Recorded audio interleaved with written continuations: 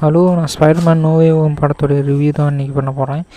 அது என்ன அப்படின்னு பார்த்தீங்கன்னா, வெவ்வேறு உலகங்கள்லேருந்து ஒரு மிஸ்டேக்னால் நிறைய வில்லன்ஸ் வர்றாங்க. அவங்கள மறுபடியும் திரும்ப எப்படி வந்து அவங்களோட உலகங்களுக்கு அவங்களோட யூனிவர்ஸுக்கே அனுப்புகிறாங்க அப்படிங்கிறது தான். எல்லாமே மல்டிவர்ஸு அப்படின்னு சொல்லுவாங்க. மல்டிவர்ஸ்னால் பல வெர்ஷன் ஆஃப் உலகங்கள் இருக்கும். அவங்க எல்லாத்தையும் மறுபடியும் பழைய அவங்களோட உலகத்தையே திரும்பி அனுப்புகிற கதை தான் இந்த ஸ்பைடர்மேன் நோ வே ஹோம்.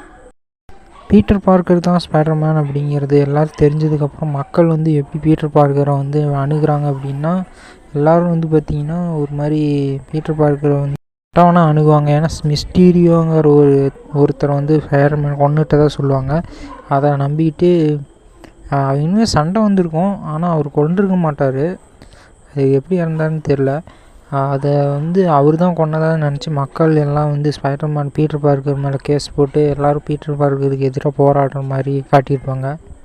அதை எப்படி சமாளித்து ஒரு காலேஜில் வந்து சேர்கிற மாதிரி காட்டியிருப்பாங்க. அந்த டைமில் தான் வில்லன்ஸ் எல்லாம் வெளியே வருவாங்க. அந்த ஃபைட் சீன்ஸ்லாம் ரொம்ப பயங்கரமாக காட்டியிருப்பாங்க. ஒவ்வொரு வில்லன்களை வந்து பார்த்திங்கன்னா அவர் தேடுற அந்த காட்சியாகட்டும், வில்லன்களோட அவர் கான்ட்ரவர்ஸ் பண்ணுறதாகட்டும், எல்லோரும் ஸ்பைடர்மேன் யார் அப்படின்னு கேட்டுருக்கும்போது புதுசாக ஒரு ஆளை பார்க்கும்போது அவங்க குழப்பமாகட்டும், அதெல்லாம் ரொம்ப நல்லாவே இருந்துச்சு.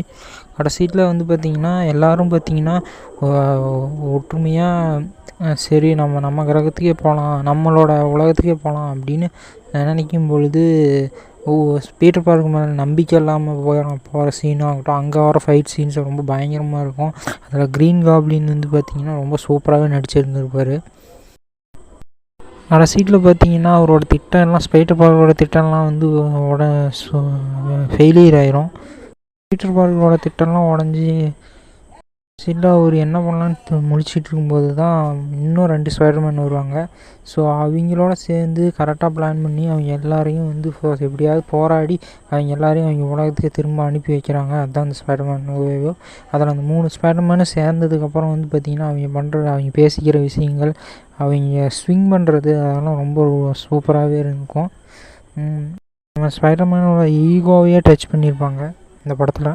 உண்மையோட மரணமாகட்டும், அதை பழி வாங்கலான்ட்டு கொலை பண்ணுற ரேஞ்சுக்கு போயிடுவார். அவர் எப்படியும் அதில் அந்த வெறியிலேருந்து காப்பாற்றி திரும்ப கூட்டிகிட்டு வந்துடுவாங்க. இதுக்கிடையில் வந்து டாக்டர் ஸ்ட்ரேஞ்ச் வந்து அவங்க எப்படி போனால் நமக்கு என்ன, அவங்களோட விதி தான் அவங்க சாகிறது, அவங்க திருந்தி வாழ்ந்துருந்தால் அவங்க கொல்ல மாட்டோம்ல. அதனால் என்ன ஆகிருக்கும் அப்படின்னா அவர் எப்படியாவது இன்ஸ்டண்ட்டாக அவங்கள அனுப்ப பிளான் பண்ணுவார். ஸோ நம்ம ஸ்பைடர்மேன் அவர்கிட்டேருந்து அந்த மந்திர பாக்ஸ் இருக்கும், அது இருந்தால் தான் அவங்கள அனுப்ப முடியும். அதை வந்து எப்படியோ எடுத்துகிட்டு போயிடுவார். அவர் இப்போ கடைசியில் போராடுறதாகட்டும், அவங்க திருப்பி அனுப்புறது, அவங்களுக்கும் ஸ்பைடர்மேனுக்கும் நடக்கிற சண்டையாகட்டும், அதை பீட்டர் பார்க்கர் வின் பண்ணுறது வந்து எதிர்பாராத ஒரு விஷயமாக. ஏன்னா டாக்டர் ஸ்ட்ரேஞ்ச் அவ்வளோ பவர்ஃபுல்லானால அவர் எப்படியும் ஏமாற்றி வின் பண்ணியிருப்பார். அது நல்லாயிருக்கும். எம்ஜே பீட்டருக்கு உண்டான அந்த லவ் போர்ஷன் ஆகட்டும், எம்ஜே பீட்டர் வந்து மறந்ததாகட்டும், அது திரும்பி நம்ம சொல்ல போகலான்னு நினைக்கும்போது அவங்க தான் மறந்து போயிட்டாங்களா, அவங்ககிட்ட நம்ம என்ன பேசி புரிய வைக்கிறது அப்படின்னு அவங்க விலகி போகிற சீனாகட்டும், அவங்களோட பார்க்குறது, அதெல்லாம் ரொம்ப எமோஷ்னலாக இருக்கும். ஸ்டாச்சு ஆஃப் லிபர்ட்டியில் நடக்கிற அந்த சண்டை வந்து ரொம்ப சூப்பராக இருக்கும். So bye.